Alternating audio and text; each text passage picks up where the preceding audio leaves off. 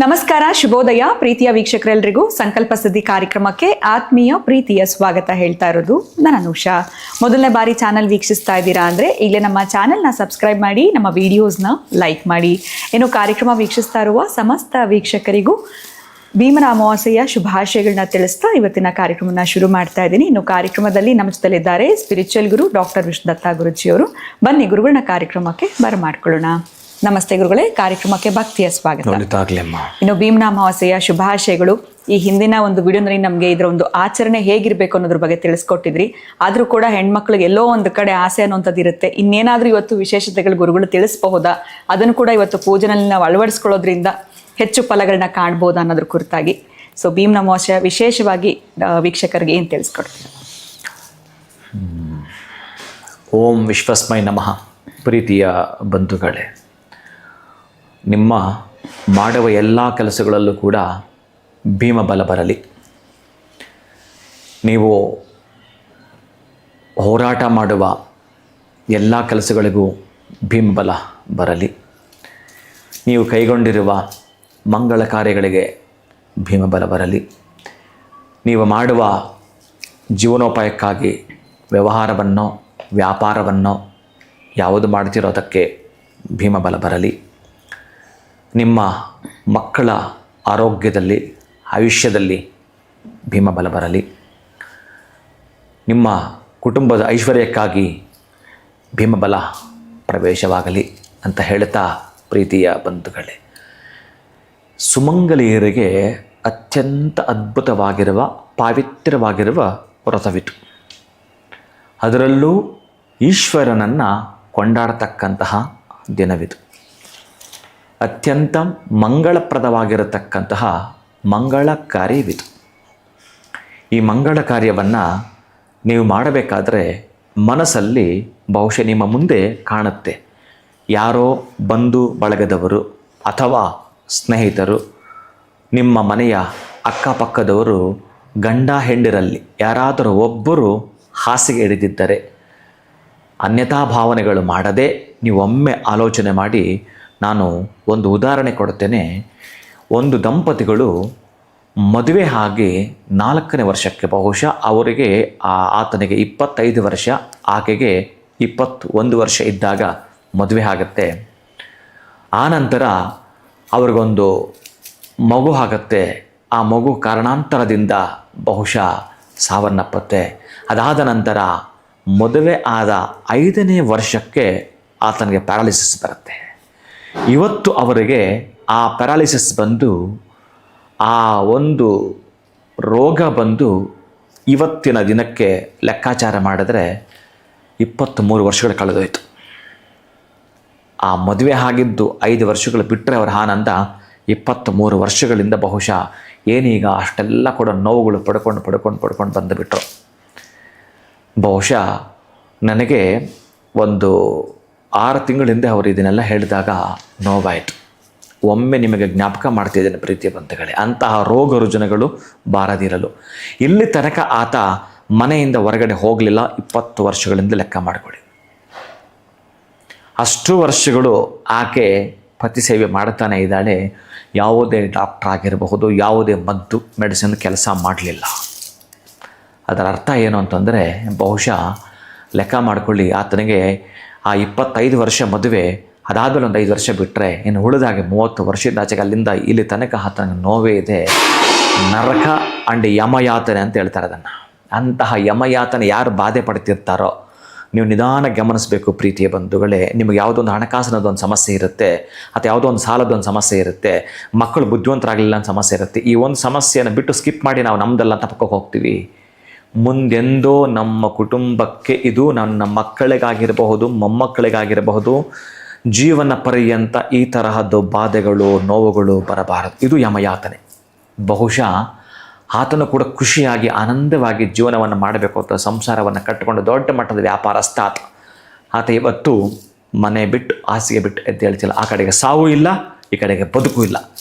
ಈ ತರಹದ ಸ್ಥಿತಿಗೆ ಕೊಂಡೊಯ್ಯೋದಿದ್ದರೆ ಬಹುಶಃ ನಮ್ಮ ಪೂರ್ವಾರ್ಜಿತ ಕರ್ಮ ಫಲಗಳಲ್ಲಿ ಚೆನ್ನಾಗಿ ಕೇಳಿಸ್ಕೊಳ್ಳಿ. ಆ ತರಹದ್ದು ಬರಬಾರ್ದು ಅಂದರೆ ಈ ವ್ರತವನ್ನು ನೀವಿವತ್ತು ಕೇಳಿಸ್ಕೊಂಡು ಬಹುಶಃ ಈ ಮೊದಲೇ ನಾನು ಹೇಳಿದ್ದೀನಿ, ಅದಕ್ಕೆ ಸಂಬಂಧಪಟ್ಟ ಪೂರ್ವ ತಯಾರಿಯಲ್ಲಿ ಮಾಡ್ಕೊಂಡು ಹೋಗಿರ್ತೀರಿ.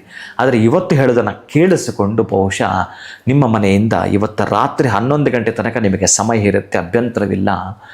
ಯಾರಿಗಾದರೂ ಮಕ್ಕಳಿಗೆ ಬಹುಶಃ ನಿಮ್ಮ ಕುಟುಂಬದ ಅಕ್ಕಪಕ್ಕ ಸ್ನೇಹಿತರೋ ಇದ್ದರೆ ಅಂಥವರಿಗೆ ಯಾರಿಗಾದರೂ ಬಹುಶಃ ಆ ತರಹದ ತೊಂದರೆ ಇದ್ದರೆ ಅವರಿಗೆ ಈ ದಿವಸ ನೀವೇನಾದರೂ ಮಂಗಳಪ್ರದವಾಗಿರತಕ್ಕಂಥ ವಸ್ತುಗಳನ್ನು ಆ ಮನೆಗೆ ದಾನ ಮಾಡಿದರೆ, ಯಾವುದು ರೋಗ ರುಜಿನಗಳಿಂದ ಬಳಲ್ತಾ ಇದ್ದಾರೆ, ಅಥವಾ ಮದುವೆ ಆಗದೆ ಹಾಗೆ ಉಳಿದುಕೊಂಡಿದ್ದರೆ, ಅಥವಾ ತುಂಬ ವ್ಯಥೆಗಳಿಂದ ಬಾಧೆಗಳಿಂದ ಕಷ್ಟಪಡ್ತಾ ಇದ್ದರೆ, ಇವತ್ತು ನೀವು ದಾನ ಮಾಡುವಂಥದ್ದು ಚೆನ್ನಾಗಿ ಜ್ಞಾಪಕ ಇಟ್ಕೊಂಡ್ಬಿಡಿ ಪ್ರೀತಿ ಬಂಧುಗಳೇ. 5 ಪದಾರ್ಥಗಳು ಚೆನ್ನಾಗಿ, ಮೊದಲೇ ಶಿವನಿಗೆ ಸದ್ಯೋಜಾತ ವಾಮದೇವ 5 ಮುಖಗಳು ಆತನಿಗೆ ಏನಿದೆಯೋ ಅಂತಹ ಪಂಚಭೂತಗಳಿಗೆ ಸಂಬಂಧಪಡುವಂಥದ್ದು ಜ್ಯೋತಿರ್ಭೀಮೇಶ್ವರ ವ್ರತದಂದು ನೀವು ವ್ರತ ಮಾಡ್ತೀರಿ.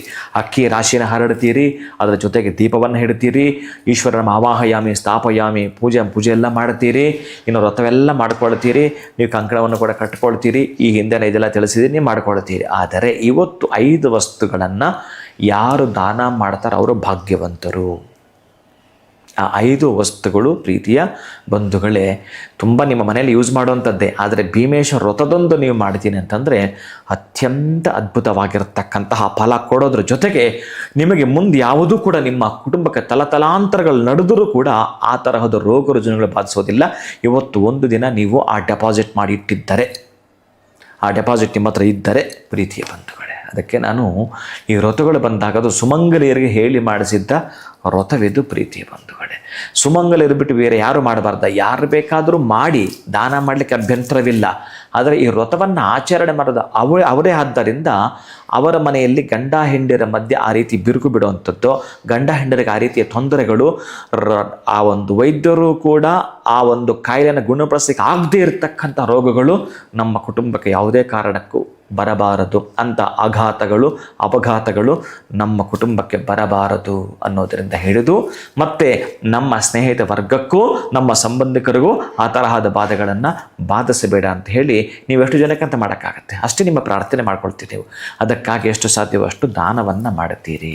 1ನೇದು ಗೋಧಿ ಪ್ರೀತಿಯ ಬಂಧುಗಳೇ, 2ನೇದು ಬೆಲ್ಲ ಪ್ರೀತಿಯ ಬಂಧುಗಳೇ, 3ನೇದು ಜೀರಿಗೆ ಪ್ರೀತಿಯ ಬಂಧುಗಳೇ, 4ನೇದು ಒಣ ಕೊಬ್ಬರಿ ಪ್ರೀತಿಯ ಬಂಧುಗಳೇ, 5ನೇದು ತುಪ್ಪ ಅನ್ನೋದು ಬಹಳ ಪ್ರಧಾನ. ಈ 5 ಪದಾರ್ಥಗಳನ್ನು ನಿಮ್ಮ ಶಕ್ತ್ಯಾನುಸಾರ ದಾನ ಮಾಡಿ. ನಿಮ್ಮ ಕುಟುಂಬದ ಅಕ್ಕಪಕ್ಕ ಬಹಳ ಪ್ರಧಾನವಾಗಿರುವಂಥದ್ದು ಇದು ಕೂಡ ನೀವು ಮತ್ತೊಂದು ಕೆಲಸ ಕೂಡ ಮಾಡ್ಕೋಬೋದು, ಕೊಡುವುದು ಮತ್ತು ಕೊಳ್ಳುವುದು ಅಂತ ಹೇಳುತ್ತೆ.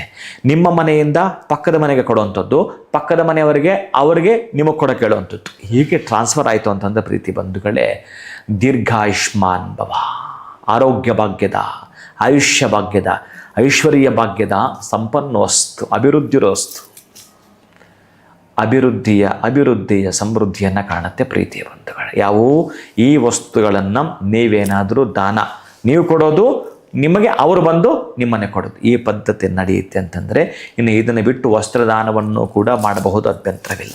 ಇನ್ನು ಸುಮಂಗಲಿಯರಿಗೆ ಇನ್ನು ನಿಮಗೆ ಗೊತ್ತಿದೆ ಅರಿಶಿನ ಕುಂಕುಮ ಕೊಡುವಂಥದ್ದು, ಬಾಗಿನ ಕೊಡುವಂಥದ್ದು ಇವೆಲ್ಲ ಕೂಡ ಮಾಡ್ತಿರ್ತೀರಿ, ಅದೆಲ್ಲ ನಿಮಗೆ ಗೊತ್ತಿದೆ. ಆದರೆ ಅಮಾವಾಸ್ಯೆ ಜ್ಯೋತಿರ್ಭೀಮೇಶ್ವರ ವ್ರತವನ್ನು ನೀವೇನಾದರೂ ಮಾಡ್ತೀನಿ ಅಂತಂದರೆ ರಾತ್ರಿ 11ರ ತನಕ ಟೈಮ್ ಇರುತ್ತೆ ನಿಮಗೆ, ಇದನ್ನು ಮಾಡ್ಕೊಳ್ತೀರಿ. ಉತ್ತಮವಾಗಿರ್ತಕ್ಕಂಥ ಫಲಿತಾಂಶವನ್ನು ನಿಮ್ಮ ಕುಟುಂಬಕ್ಕಾಗಿ ಕೊಡ್ತಕ್ಕಂಥ ಕೊಡುಗೆ ಇದೇ ಆಗಿರುತ್ತೆ ನನ್ನ ಪ್ರೀತಿಯ ಬಂಧುಗಳೇ. ಸರಳ ರೀತಿಯಲ್ಲಿ ನಮಗೆ ತಿಳಿಸ್ಕೊಟ್ಟಿದ್ದೀರಾ. ಇನ್ನು ಹಿಂದಿನ ವಿಡಿಯೋನಲ್ಲಿ ಇದರ ಒಂದು ಆಚರಣೆ ಹೇಗಿರಬೇಕು ಅಂತ ಸುದೀರ್ಘವಾಗಿ ತಿಳಿಸಿದ್ರಿ. ಆದರೆ ಈ ಒಂದು 5 ವಸ್ತುಗಳನ್ನು ದಾನ ಮಾಡೋದ್ರಿಂದ ಇವತ್ತಿನ ದಿನ ಪರಿಪೂರ್ಣ ಆಗತ್ತೆ. ಜೊತೆಗೆ ಯಾವ ರೀತಿ ಫಲಗಳು ನಮಗೆ ಸಿಗುತ್ತೆ, ವಿಶೇಷವಾಗಿ ಗೋಧಿ, ಬೆಲ್ಲ, ಜೀರಿಗೆ, ಒಣ ಕೊಬ್ಬರಿ, ತುಪ್ಪ, ಸೊ ಹೆಚ್ಚು ದಾನ ಮಾಡಬಹುದು ಅನ್ನೋದ್ರ ಬಗ್ಗೆ ತಿಳಿಸ್ಕೊಟ್ರಿ. ಇನ್ನು 11 ಗಂಟೆವರೆಗೂ ಟೈಮ್ ಇದೆ, ಸೊ ಅದನ್ನು ಕೂಡ ಬಳಸ್ಕೊಳ್ಬಹುದು. ಇಷ್ಟೆಲ್ಲ ಉಪಯುಕ್ತವಾಗಿರುವಂಥ ಮಾಹಿತಿ ಈ ಒಂದು ಭೀಮನ ಅಮಾವಾಸ್ಯೆಯ ಕುರಿತಾಗಿ ತಿಳಿಸ್ಕೊಟ್ಟಿದ್ದಕ್ಕೆ ಧನ್ಯವಾದಗಳು ತಮಗೆ. ನಮಸ್ಕಾರ. ಹರೇ ಶ್ರೀನಿವಾಸ. ಸೊ ನಮಗೆ ವಿಶ್ವಾಸಂತೂ ಮಾಡಿದರೆ ಗುರುಗಳು, ನಾವು ಮಾಡುವಂಥ ಪ್ರತಿಯೊಂದು ಕೆಲಸದಲ್ಲಿ ಕೂಡ ನಮಗೆ ಭೀಮನ ಬಲ ಇರಲಿ ಅಂತ. ಜೊತೆಗೆ ಯಾವ 5 ವಸ್ತುಗಳನ್ನ ದಾನ ಮಾಡಬೇಕು ಈ ದಿನ ಅನ್ನೋದ್ರ ಕುರಿತಾಗಿ ಕೂಡ ತಿಳಿಸ್ಕೊಟ್ಟಿದ್ದಾರೆ. ಸೊ ಯಾವುದೂ ಕೂಡ ಕಷ್ಟ ಇಲ್ಲ, ಉತ್ತಮವಾಗಿರುವಂಥ ಫಲಗಳನ್ನ ನೀವು ನೋಡಬೇಕು ಅಂತಂದರೆ ಗುರುಗಳು ತಿಳಿಸ್ಕೊಟ್ಟಿರುವಂಥ ಈ ಒಂದು ರೆಮಿಡಿಯನ್ನು ಫಾಲೋ ಮಾಡಿ ಅಂತ ಹೇಳ್ತಾ ವಿಡಿಯೋನ ಮುಗಿಸುವಂಥ ಸಮಯ ಆಗಿದೆ. ನಮಸ್ಕಾರ.